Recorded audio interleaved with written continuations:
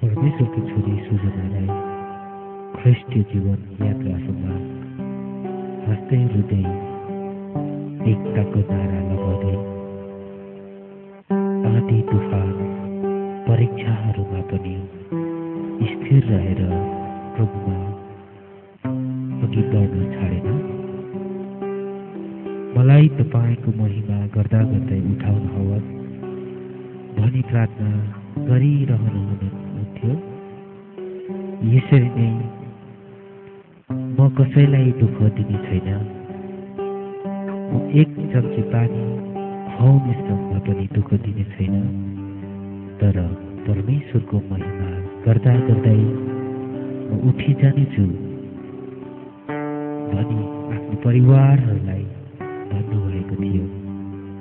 उहाँको भनाइ यसरी पुरा भयो।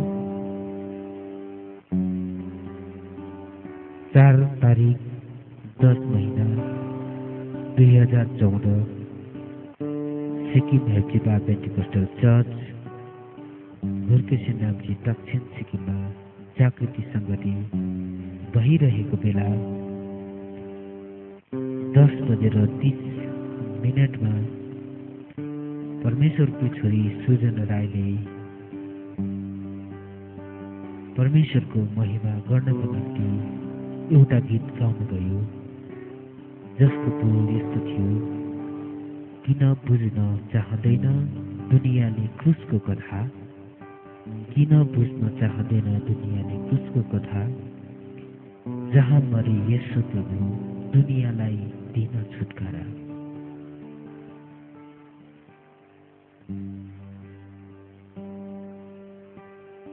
यही गीत गाउँदा गाउँदै प्रभुले उठाउनुभयो छोरी सुजना राईलाई।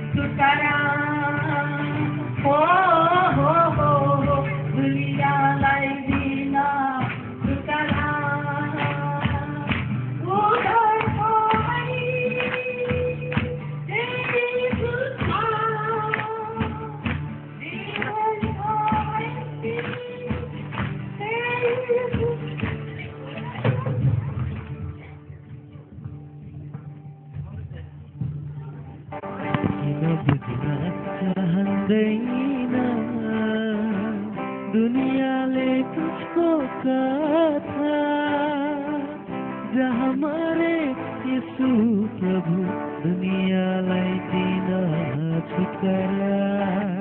ओ दुनियालाई दिन छुटकारा। किन बुझ्न चाहँदैन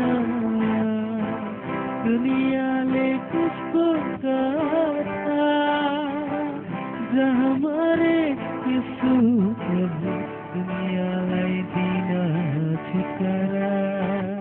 ओ दुनियालाई दिन छुटकारा।